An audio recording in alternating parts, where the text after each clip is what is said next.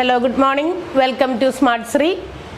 നമ്മളിന്ന് സെറ്റ് തിയറിയുടെ അടുത്തൊരു ക്ലാസ്സിലേക്ക് കടന്നിരിക്കുകയാണ്. നമ്മളിന്ന് പഠിക്കാൻ പോകുന്നത് സെറ്റ് തിയറിയുമായി ബന്ധപ്പെട്ട സെറ്റ് തിയറിയിൽ നമ്മൾ കുറച്ച് പ്രോബ്ലംസ് ആണ്. കഴിഞ്ഞ ദിവസം നമ്മൾ സെറ്റ് തിയറിയിലെ കുറേ കാര്യങ്ങളൊക്കെ, ബേസിക് ആയിട്ടുള്ള കുറേ കാര്യങ്ങളൊക്കെ അറിഞ്ഞു. എങ്ങനെയൊക്കെയാണ്, എന്താണ് സെറ്റ് തിയറി, അതിനകത്ത് യൂസ് ചെയ്യുന്ന സിമ്പിൾസ് എന്തൊക്കെയാണ്. ഇനി നമ്മൾ പഠിക്കാൻ പോകുന്നതിൻ്റെ കാൽക്കുലേഷൻസ് ആണ്, അല്ലെങ്കിൽ operations connecting the set theory. Set തിയറിയുമായി ബന്ധപ്പെട്ട ഗണസിദ്ധാന്തവുമായി ബന്ധപ്പെട്ട കുറച്ച് കാൽക്കുലേഷൻസ്, പ്രോബ്ലംസ് എങ്ങനെയാണ് അതിനകത്ത് ചോദിക്കുക, അതെങ്ങനെയാണ് ചെയ്യുക എന്നുള്ളതാണ് നമ്മൾ ഇന്ന് ഓരോ പ്രോബ്ലംസ് ആയിട്ട് സോൾവ് ചെയ്യുന്നതാണ് പഠിക്കാൻ പോകുന്നത്. അപ്പോൾ നമുക്കൊന്ന് സ്റ്റാർട്ട് ചെയ്താലോ. സെറ്റ് തിയറിയുടെ ക്ലാസ് ആണ്, ഗണസിദ്ധാന്തം. കഴിഞ്ഞ ദിവസം നമ്മൾ അതിൻ്റെ ബേസിക് കാര്യങ്ങളൊക്കെ പഠിച്ചു. ഇനി നമുക്ക് എന്തൊക്കെയാണ് അതിനകത്ത് ചോദിക്കാൻ സാധ്യതയുള്ള, അതുമായി ബന്ധപ്പെട്ട റിലേറ്റഡ് ആയിട്ടുള്ള ക്വസ്റ്റ്യൻസ് എങ്ങനെയൊക്കെയാണ് വരിക, ഏതൊക്കെ രീതിയിലുള്ള ചോദ്യങ്ങളാണ് അതിനകത്ത് വരിക എന്നുള്ളതാണ്. അപ്പം നമുക്ക് 1 by 1 ആയിട്ട് ഓരോ ക്വസ്റ്റ്യൻസ് ചെയ്യാം. ഇന്ന് നമ്മൾ ആദ്യം ചെയ്യാൻ പോകുന്നത്, ഇപ്പോൾ ഒരു സെറ്റിൽ ഇത്ര എണ്ണം എലമെന്റ്സ് ഉണ്ട്, മറ്റൊരു സെറ്റിൽ ഇത്ര എണ്ണം, number of elements in both two sets, രണ്ട് സെറ്റുകളിൽ ഇത്ര എലമെന്റ്സ് ഉണ്ട് എന്ന് പറയുക. അങ്ങനെയാണെങ്കിൽ അതിനകത്ത് എ യൂണിയൻ ബി, അല്ലെങ്കിൽ ഈ രണ്ട് സെറ്റിലെയും എന്താ പറയുക, യോഗം, യൂണിയൻ എന്ന് പറയും അല്ലേ, ഗണങ്ങളുടെ യോഗം, അതിനകത്ത് ആ ഗണങ്ങളുടെ യോഗത്തിനകത്ത് എത്ര എലമെന്റ്സ് ഉണ്ടാകാം, ഒബ്ജക്ട്സ് ഉണ്ടാകാം. അതുപോലെ തന്നെ എ ഇന്റർസെക്ഷൻ ബി, അതിനകത്ത് എത്ര എലമെന്റ്സ് ഉണ്ടാകാം എന്ന രീതിയിൽ ഉള്ളതാണ് നമ്മൾ ആദ്യം ചെയ്യാൻ പോകുന്നത്. അപ്പൊ നമുക്ക് ക്വസ്റ്റ്യൻ കിടക്കാം. ഒന്നാമത്തെ ക്വസ്റ്റ്യൻ ഇതാണ്, ടോട്ടൽ നമ്പർ ഓഫ് എലമെന്റ്സ്. അതായത് ഇഫ് ദർ ആർ, നമുക്ക് ക്വസ്റ്റ്യൻ ഫസ്റ്റ് വൺ എഴുതാം, if number of elements in A. ഇങ്ങനെയാണ് നമ്മൾ അതിനെ ഷോർട്ടാക്കി എഴുതുന്നത്. അതായത് if there are number of elements in A, A എന്ന് പറയുന്ന ഗണത്തിൽ അതിനകത്ത് 4 എലമെന്റ് ഉണ്ടെന്ന് വിചാരിക്കാം. And number of elements in B is given as 8. 8 elements എന്തിലുണ്ട്, ബി എന്ന് പറയുന്ന ഗണത്തിലുണ്ടെന്ന് വിചാരിക്കാം. അങ്ങനെയാണെങ്കിൽ what will be number of elements in A union B? ഇതാണ് ഇപ്പൊ നമ്മൾ ചോദിച്ചത്.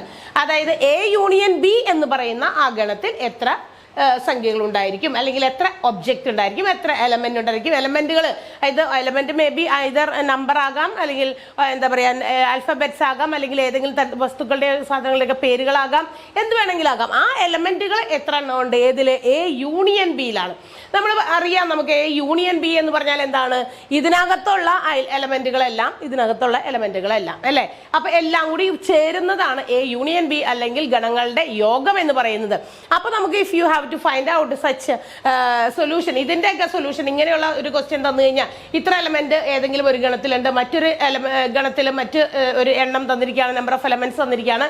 അങ്ങനെയാണെങ്കിൽ ഇതിൽ രണ്ടിലും കൂടി വരുന്ന എലമെന്റ്സിന്റെ എണ്ണം കണ്ടുപിടിക്കേണ്ടി വരുമ്പോൾ, if it is given that, നമുക്ക് തന്നിട്ടുണ്ടല്ലോ n of A, that means elements in, അതായത് number of elements in A എന്ന് പറയുന്നത് 4ഉം number of elements in B എന്ന് പറയുന്നത് 8ഉം തന്നിട്ടുണ്ടെങ്കിൽ, therefore the number of elements in A union B will be എത്രയായിരിക്കും 4 + 8, ദാറ്റ് ഈസ് 12 എലമെന്റുകൾ ഉണ്ടാകും എന്നാണ് നമുക്ക് കിട്ടുക. ഇത് 12 എലമെന്റ്, 4 എണ്ണം ഇതിനകത്ത്, 8 എണ്ണം ഇതിനകത്ത്, രണ്ടും കൂടി ആഡ് ചെയ്യുക. എത്ര എണ്ണം ഓരോ ഗണത്തിലും എത്ര എലമെന്റുകളുണ്ടോ, ഓരോ ഗണത്തിലും എത്ര എലമെന്റുകളുണ്ടോ അത് തമ്മിൽ ആഡ് ചെയ്യാം. അപ്പൊ നമുക്ക് ഇനി മറ്റൊരു ക്വസ്റ്റ്യൻ നോക്കാം. അങ്ങനെയാണെങ്കിൽ ഒരെണ്ണം കൂടി നമുക്കൊന്ന് ചെയ്ത് നോക്കാം. If there R number of elements in A is equal to 5 and number of elements in B, so that will be എത്രയായിരിക്കും, 6 ആണെങ്കിൽ number of elements in A union B എത്രയായിരിക്കും? അപ്പോൾ നിങ്ങൾ തന്നെ ഒന്ന് എഴുതിയേ, എന്തായിരിക്കും? നമ്മൾ കണ്ടല്ലോ, നോക്കുക, തന്നിരിക്കുന്ന ഗണങ്ങളിലെ എണ്ണം എത്രയുണ്ട് എന്ന് നോക്കുക, രണ്ടിലെയും എലമെന്റുകളുടെ എണ്ണം എത്രയാണെന്ന് നോക്കുക, അത് തമ്മിൽ ആഡ് ചെയ്യുക. അത്രയേ ഉള്ളൂ, സിമ്പിൾ ആണ്. അപ്പൊ നമുക്ക് മറ്റൊരു ക്വസ്റ്റ്യൻ തന്നിരിക്കുകയാണ്, number of elements in A എന്ന് പറയുന്ന ഗണത്തിലെ അംഗങ്ങൾ, അല്ലെങ്കിൽ അതിനകത്ത് എലമെന്റ്സ് എന്ന് പറയുന്നത് 5ഉം ബി എന്ന് പറയുന്ന ഗണത്തിലെ എലമെന്റ്സ് എന്ന് പറയുന്നത് 6ഉമാണെങ്കിൽ, therefore number of elements in A union B will be 5 + 6 അല്ലെ, 5 + 6 = 11. അപ്പൊ ഇത്തരം ഒരു ചോദ്യം നമുക്ക് ചോദിക്കാനായിട്ട് സാധ്യതയുണ്ട്. അപ്പൊ സിമ്പിൾ ആയിട്ട് നമുക്ക് ചെയ്യാവുന്നതല്ലേ ഉള്ളൂ. ക്ലിയർ ആയിട്ടുണ്ടാവുമല്ലോ, എല്ലാവർക്കും മനസ്സിലായിട്ടുണ്ടാവുമെന്ന് വിശ്വസിക്കുന്നു. അതായത് നമ്മൾ തന്നിരിക്കുന്ന രണ്ട് ഗണങ്ങളിലെ എലമെന്റുകളുടെ എണ്ണം തന്നിരിക്കുകയാണെങ്കിൽ യൂണിയൻ ബിയിലെ എത്ര അംഗങ്ങൾ ഉണ്ട്, എലമെന്റ്സ് ഉണ്ട്, ഒബ്ജക്ട്സ് ഉണ്ട് എന്നുള്ള ചോദ്യത്തിന് നമ്മൾ ഇങ്ങനെയാണ് ചെയ്യുക, നമ്പർ ഓഫ് എലമെന്റ്സുകൾ ബോത്ത് ഗണത്തിലുള്ളതും തമ്മിൽ ആഡ് ചെയ്യാം. ഓക്കെ, അടുത്ത ക്വസ്റ്റ്യൻ. ഇനിയും ഇതിൽ നിന്ന് അപ്പൊ ഈ ക്ലിയർ ആയിട്ടുണ്ടാവുമല്ലോ അല്ലേ, നിങ്ങൾക്ക് മനസ്സിലായിട്ടുണ്ടെന്നാണ് വിശ്വസിക്കുന്നത്. ഇനി അടുത്തത് നമുക്ക് ചോദിച്ചിരിക്കുന്നത് നമ്പർ ഓഫ് എലമെന്റ്സ് ഇൻ എന്താ പറയുക, n of A intersection B ആണെന്ന് വിചാരിക്കാം. അങ്ങനെയാണെങ്കിൽ എ യൂണിയൻ ബി ആണ് നമ്മൾ നേരത്തെ ചെയ്തത്. അതായത് രണ്ട് വ്യത്യസ്ത ഗണങ്ങൾ തന്നിരിക്കുന്നു. 2 different sets are given and if you have to find out the total number of elements in A union B ആണ് നമ്മൾ ചെയ്തത്. ആ രണ്ടും കൂടി കൂട്ടുക. എന്നാൽ നമുക്ക് തന്നിരിക്കുന്ന ക്വസ്റ്റ്യൻ ഇങ്ങനെയാണെങ്കിൽ ഏതാണ് നമുക്ക് തന്നിരിക്കുന്നത്? ഇപ്പോൾ ഞാൻ എഴുതാം. എ എന്ന് പറയുന്ന ഒരു ഗണം തന്നിരിക്കുകയാണ്, 2, 3 എന്ന് പറഞ്ഞ് തന്നിരിക്കുന്നു. ബി എന്ന് പറയുന്ന ഒരു ഗണം തന്നിരിക്കുകയാണ്, 3, 4, 5 എന്ന് തന്നിരിക്കുന്നു. ഞാൻ ചോദിക്കാണ് what will be the number of maximum number of elements in A intersection B. അങ്ങനെയാണെങ്കിൽ ഈ എ ഇന്റർസെക്ഷൻ ബി എന്ന് പറയുന്ന ആ ഒരു ഗണത്തിൽ എത്ര അംഗങ്ങൾ ഉണ്ടായിരിക്കും, മാക്സിമം എത്ര അംഗങ്ങൾ ഉണ്ടായിരിക്കും എന്നാണ് നമ്മളോട് ചോദിച്ചേക്കണേ. അപ്പൊ നമ്മൾ എന്ത് ചെയ്യണം? ഇതിനകത്ത് ഇങ്ങനെ ഒരു ക്വസ്റ്റ്യൻ വരുമ്പോൾ നമ്മൾ നേരത്തെ ആഡ് ചെയ്തു, എത്ര എണ്ണങ്ങളുണ്ടോ രണ്ടും കൂടി തമ്മിൽ ആഡ് ചെയ്തു. എന്നാൽ ഇങ്ങനെ ഒരു ക്വസ്റ്റ്യൻ ആണ് നമുക്ക് ചോദിച്ചിരിക്കുന്നതെങ്കിൽ എത്ര എലമെന്റുകൾ 2 തന്നിരിക്കുന്നതിലുണ്ട് നോക്കാം. ഇപ്പൊ നമുക്കിത് എണ്ണമായിട്ട് തരും. ഇവിടെ ഞാനിപ്പോ അതെന്ത് ചെയ്തു? ഒബ്ജക്ട്സുകളായിട്ട് നമുക്ക് ഗണമായിട്ടാണ് ഞാൻ തന്നേക്കണം. എണ്ണമായിട്ട് തരാം. എൻ ഓഫ് ഇങ്ങനെ പറയാം, n of A is equal to 2 2 element ആണ് അല്ലെ. ബി എന്ന് പറയുന്ന എൻ ഓഫ് ബി എന്ന് പറയുന്നത് നമുക്ക് തന്നിരിക്കുന്നത് 3 എലമെന്റ്സ് ആണ് എന്ന് വിചാരിക്കുക. 3 എലമെന്റുകളാണ്. So therefore N of A intersection B എന്ന് പറയുന്നത് നമ്പർ ഓഫ് എൻ എന്ന് പറയുന്നത് നമ്പർ ആണ് കേട്ടോ. Number of A intersection B എന്ന് പറയുമ്പോൾ നമ്മൾ എടുക്കേണ്ടത് ഏതാണെന്ന് അറിയുമോ? വിച്ച് ഈസ് ദ ലീസ്റ്റ്, ഏറ്റവും കുറവ് അംഗങ്ങൾ ഏതാണോ ആ എണ്ണമാണ് നമ്മൾ എടുക്കേണ്ടത്. അപ്പൊ എത്ര എണ്ണം ഉണ്ട്? ഇന്റർസെക്ഷൻ ബി എന്ന് പറയുന്ന ഗണത്തിൽ ഏറ്റവും കുറവുണ്ടാകുന്നത് 2 ആണ്. എ ഇന്റർസെക്ഷൻ ബിയിൽ വരുന്ന എലമെന്റുകളുടെ എണ്ണം 2 ആണ്. അപ്പൊ ഏറ്റവും കുറവ് ഏതാണോ അതാണ് നമ്മൾ എടുക്കേണ്ടത്. 2 ഡിഫറെന്റ് സെറ്റ്സ് നമുക്ക് തന്നിരിക്കുകയാണ്. ആ 2 ഡിഫറെന്റ് സെറ്റ്സിൽ നമുക്ക് വന്നിരിക്കുന്ന നമ്പർ ഓഫ് എലമെന്റ്സുകൾ എ ഇന്റർസെക്ഷൻ ബി എന്ന് പറയുന്ന ആ സംഗമമാണ്, ഗണങ്ങളുടെ സംഗമമാണ് നമ്മളോട് ചോദിക്കുന്നതെങ്കിൽ എ ഇന്റർസെക്ഷൻ ബിയിലെ എലമെന്റുകളുടെ എണ്ണം എന്ന് പറഞ്ഞു കഴിഞ്ഞാൽ 2 ആണ്. എങ്ങനെ കിട്ടിയെന്ന് മനസ്സിലായല്ലോ? ഏറ്റവും കുറവ് എലമെന്റുകൾ ഏത് ഗണത്തിലാണോ ആ എണ്ണമാണ് നമ്മൾ എഴുതേണ്ടത്. അപ്പൊ 2 ആണ് ഇതിനകത്ത്. ഇപ്പൊ നമുക്ക് വേറെ ഒരെണ്ണം തന്നിരിക്കുകയാണ്. അപ്പൊ ഇതിനകത്ത് 2 എണ്ണമാണ് ഏറ്റവും കുറവ്. അപ്പൊ എ ഇന്റർസെക്ഷൻ ബി എന്ന് പറയുന്നത് 2 ആണ്. മറ്റൊരു ഗണം നമുക്ക് തരികയാണെങ്കിൽ എക്സ് ഇസ് ഈക്വൽ ടു ഗണം 3, 4, 5, 6. y ഇസ് ഈക്വൽ ടു 1, 2, 3, 4, 5, 6 തന്നിരിക്കുകയാണ്. അങ്ങനെയാണെങ്കിൽ what will be the number of elements in X intersection Y. X intersection വൈയില് എത്ര എലമെന്റുകൾ ഉണ്ടായിരിക്കും എന്ന് കണ്ടുപിടിക്കാൻ നോക്കുക. അതിനകത്ത് രണ്ടിലും കമ്പയർ ചെയ്യുമ്പോൾ ലീസ്റ്റ് നമ്പർ ഏറ്റവും കുറവ് സംഖ്യകൾ വന്നിരിക്കുന്നത് ഏതാണ്? 3, 4, 5, 6 എന്ന് പറയുന്ന 4 എലമെന്റേ ഉള്ളൂ. ഇവിടെ എത്ര എണ്ണം ഉണ്ട്? ഇവിടെ 6 എലമെന്റ് ഉണ്ട്. അപ്പൊ ഏതാ എടുക്കേണ്ടത്? 4 എലമെന്റുകളാണുള്ളത്. അപ്പൊ 4 നമ്മൾ എടുക്കേണ്ടത്. ഓക്കെ. അപ്പൊ ഈ രീതിയിലുള്ള ക്വസ്റ്റ്യൻസും ചോദിക്കാറുണ്ട്. അപ്പൊ നമ്പർ ഓഫ് എലമെന്റുകൾ തരുമ്പോൾ അതിനകത്ത് അതിന്റെ ഇന്റർസെക്ഷനും യൂണിയനും അതിനകത്ത് എത്ര എലമെന്റുകൾ വരാൻ സാധ്യതയുണ്ട് എന്നുള്ള ക്വസ്റ്റ്യൻ ചോദിക്കും. അപ്പൊ ആദ്യം ചെയ്ത് നമ്മൾ എൻ ഓഫ് എ യൂണിയൻ ബിയിൽ എത്ര എലമെന്റുകൾ ഉണ്ട് എന്നുള്ളതും, രണ്ടാമത് ചെയ്തത് എൻ ഓഫ് എ ഇന്റർസെക്ഷൻ യൂണിയനിൽ വരുമ്പോൾ എന്ത് ചെയ്യണം? രണ്ടും കൂടി കൂട്ടണം. രണ്ടിലും എലമെന്റ്സുകളുടെ എണ്ണം കൂട്ടണം. ഇന്റർസെക്ഷനിൽ വരുമ്പോൾ അതിനകത്ത് ഏറ്റവും കുറവ് എലമെന്റുകൾ ഏതാണോ ആ നമ്പറാണ് നമ്മൾ എടുക്കേണ്ടത്. മറ്റൊരു ക്വസ്റ്റ്യൻ നമുക്ക് എഴുതാം. ഇനി മറ്റൊരു ക്വസ്റ്റ്യൻ തന്നിരിക്കുകയാണ്. എ ഇസ് ഈക്വൽ ടു ഗണം അല്ലെങ്കിൽ സെറ്റ് 2, 3, 4 എന്ന് തന്നിരിക്കുന്നു. ബി ഇസ് ഈക്വൽ ടു ഗണം 3 and 5. ഞാനിപ്പോൾ 2 ക്വസ്റ്റ്യൻസ് ചോദിക്കുകയാണ്. What is A union B and what is A intersection B? നിങ്ങൾക്ക് ആൻസർ ചെയ്യാൻ പറ്റുമോ? എ യൂണിയൻ ബി എന്ന് പറഞ്ഞാൽ മനസ്സിലാക്കിക്കൊള്ളണം, രണ്ടിലും കൂടി ആകെ വരുന്ന സംഖ്യകൾ വിത്തൗട്ട് എനി റിപ്പീറ്റേഷൻ അല്ലെ, ആവർത്തിക്കാതെ രണ്ടിലും വരുന്ന ഒബ്ജക്റ്റുകൾ എലമെന്റുകൾ എടുത്ത് എഴുതുക. അത്രേ ഉള്ളൂ. ഗണം ഇട്ട് എഴുതുക എന്നുള്ളത് മാത്രമേ ഉള്ളൂ. അതായത് രണ്ടിലും വരുന്ന സംഖ്യകളോ ഒബ്ജക്റ്റ് എന്താണോ അതെടുത്ത് അങ്ങോട്ട് എടുത്ത് എഴുതുക. പക്ഷേ നമ്മൾ എന്ത് ചെയ്യാൻ പാടില്ല? ഏതെങ്കിലും ഒരു എലമെന്റോ ഒബ്ജക്റ്റോ റിപ്പീറ്റ് ചെയ്യാൻ പാടില്ല. എന്ന് വെച്ചാൽ ചിലപ്പോൾ ഒരു ഗണത്തിൽ വരുന്ന അതേ സംഖ്യയോ എലമെന്റോ എന്തെങ്കിലും ആയിക്കോട്ടെ, അത് അടുത്ത സെറ്റിനകത്തും അത് റിപ്പീറ്റ് ചെയ്യാൻ സാധ്യതയുണ്ട്. പക്ഷെ നമ്മൾ എഴുതുമ്പോൾ എ യൂണിയൻ ബി എഴുതുമ്പോൾ എന്ത് ചെയ്യാൻ പാടില്ല? അത് റിപ്പീറ്റ് ചെയ്യാണ്ട് എഴുതുക എന്ന് മാത്രമാണ് നോക്കേണ്ടത്. നോക്കുക, എ യൂണിയൻ ബി ആണ്. അപ്പൊ 2 വരുന്നത്. അപ്പൊ ഏറ്റവും ആദ്യം എഴുതുന്നത് 2 ആണ്. 3 ഒരു പ്രാവശ്യം എഴുതിയാൽ മതി. പക്ഷെ 2 ഗണത്തിലും 3 വന്നിട്ടുണ്ട്. പക്ഷെ നമ്മൾ ഒരു പ്രാവശ്യം എഴുതിയാൽ മതി. അടുത്ത ഏതാ? 4 ഉണ്ട്. 2ലും വരുന്നത് എടുത്ത് എഴുതണം. ഇനി അടുത്തത് എഴുതേണ്ടത് 5 ആണ്. അപ്പോൾ A union B from this both sets, ഈ 2 സെറ്റിലെയും എ യൂണിയൻ ബി എഴുതുമ്പോൾ ഇതിനകത്ത് സംഖ്യകളും ഇതിനകത്ത് വന്നിട്ടുണ്ട്. 2, 3, 4 വന്നിട്ടില്ലേ? നോക്കിയേ, 2, 3, 4 എ എന്ന് പറയുന്ന സെറ്റിൽ എല്ലാ സംഖ്യയുണ്ട്. അടുത്ത ബി സെറ്റിലെ 3, 5 ആണ്. 3, 5 ഇവിടെ കിടക്കുന്നുണ്ട്. ഓക്കെ, അതാണ് നമ്മൾ എഴുതേണ്ടത്. ഇനി എ ഇന്റർസെക്ഷൻ ബി ആണെങ്കിലോ രണ്ടിലും കൂടി കോമൺ ആയിട്ട് വരുന്നത്, പൊതുവായി വരുന്ന സംഖ്യയോ എലമെന്റോ അത് മാത്രം എഴുതിയാൽ മതി. കോമൺ ആയിട്ട് വരണം, രണ്ടിലും വരണം. ദാറ്റ് മീൻസ് ഈ പറഞ്ഞിരിക്കുന്ന ക്വസ്റ്റ്യനിൽ രണ്ടിലും കോമൺ ആയിട്ട് വരുന്ന ഒറ്റ സംഖ്യയല്ലേ ഉള്ളൂ, 3 മാത്രമേ ഉള്ളൂ. സോ ദാറ്റ് ഈസ് 3 എന്ന് പറയുന്നതാണ് ഇതിന്റെ ആൻസർ, എ ഇന്റർസെക്ഷൻ ബി. അപ്പോൾ ഇത് മറ്റൊരു രീതിയിലുള്ള ക്വസ്റ്റ്യൻ ആണ്. മനസ്സിലായിട്ടുണ്ടാവുമല്ലോ. വേറെ കൂടി വേണമെങ്കിൽ ചെയ്തു നോക്കാം. X is equal to 2, 4, 6, 8, 10. Y is equal to 1, 3, 5, 6, 10. കുറച്ച് സംഖ്യകളെ എക്സിലും വൈയിലും കൊടുത്തിട്ടുണ്ട്. ഞാൻ ചോദിക്കാം, what is X union Y and what is X intersection Y? രണ്ട് ക്വസ്റ്റ്യൻസിന് നമുക്കൊന്ന് ആൻസർ കണ്ടെത്തി നോക്കാം. എക്സ് യൂണിയൻ വൈ ആണ്. എക്സ് യൂണിയൻ വൈ എന്ന് പറയുമ്പോൾ രണ്ടിലും വരുന്ന സംഖ്യകൾ നമ്മൾ എടുത്ത് എഴുതണം. അപ്പോൾ 1, 2, 3, 4, 5, 6. 6 രണ്ടിലും കോമൺ ഉണ്ട്, പക്ഷേ എങ്കിലും അതും എഴുതണം. ഒരു പ്രാവശ്യം എഴുതിയാൽ മതി. 6, പിന്നെ 7 ഇല്ല, 8, 9 ഇല്ല, 10 ഉണ്ട് അല്ലേ? അപ്പൊ നമുക്ക് എഴുതേണ്ടത് ഏതൊക്കെയാണ്? ആദ്യത്തേൽ ആൻസർ എഴുതേണ്ടത് 1, 2, 3, 4. 1, 2, 3, 4 കണ്ടല്ലോ. ഇത് രണ്ടിലും വന്നിട്ടുണ്ട്. 5, 6, 5, 6, 8, 10. These are the numbers which comes under X union Y. X union Y അത് ഗണങ്ങളുടെ യോഗത്തിൽ നമ്മൾ വരുന്നത് രണ്ടിലെയും വന്നിരിക്കുന്ന സംഖ്യകൾ എടുത്ത് എഴുതാം വിത്തൗട്ട് റിപ്പീറ്റേഷൻ. 2 പ്രാവശ്യം ഒന്നും എഴുതേണ്ട ആവശ്യമില്ല. എക്സ് ഇന്റർസെക്ഷൻ വൈ ആണെങ്കിൽ എന്ത് വരും? രണ്ടിലും കോമൺ ആയിട്ട് വരുന്നത് ഏതെങ്കിലും ഉണ്ടെങ്കിൽ അതെടുത്ത് എഴുതാം. ഇല്ലെങ്കിൽ നൾ സെറ്റ് ആയിട്ട് ചെയ്താ, വോയിഡ് സെറ്റ് ആയിട്ട് ചെയ്താ. കോമൺ ആയിട്ടുണ്ടോ? ഇവിടെ ഉണ്ടല്ലോ. ഏതാണ് കോമൺ ആയിട്ട് വന്നിരിക്കുന്നത്? രണ്ടിലും വന്നിരിക്കുന്നത് 6 എന്ന് പറയുന്ന ഒരു എലമെന്റ് മാത്രമാണ് രണ്ടിലും കോമൺ ആയിട്ട് വന്നിരിക്കുന്നത്. സോ നമുക്ക് എഴുതേണ്ടത് 6 ആണ്. ഓക്കെ, ക്ലിയർ ആയല്ലോ. അപ്പൊ ഇതും നമുക്ക് ചോദിക്കുന്ന ചോദ്യങ്ങളാണ്. ഇനി മറ്റൊരു ക്വസ്റ്റ്യൻ നമുക്ക് നോക്കാം. നമുക്ക് തന്നിരിക്കുന്ന ഒരു ക്വസ്റ്റ്യൻ ഇനിയും വരാൻ സാധ്യതയുള്ളത് ഒരു സെറ്റ് ബിൽഡർ ഫോമിൽ നമുക്ക് എന്ത് ചെയ്യും? ഒരു ഗണം തന്നിട്ടുണ്ടായിരിക്കും. ഏതെങ്കിലും ഒരു സെറ്റ് ബിൽഡർ ഫോമിലായിരിക്കും തന്നിരിക്കുക. And you have to change or convert it into roster form. Roster ഫോമിലേക്ക് നമ്മൾ അതിനെ കൺവേർട്ട് ചെയ്യണം. ഏത്? പട്ടിക രീതിയിലേക്ക് അതിനെ കൺവേർട്ട് ചെയ്യുക. അപ്പോൾ നമുക്കൊന്ന് നോക്കാം. ഒന്നാമത്തത് ഒരെണ്ണം തന്നിരിക്കുന്നത് ഇങ്ങനെയാണ്. യു ഇസ് ഈക്വൽ ടു ഗണം X such that X is an integer.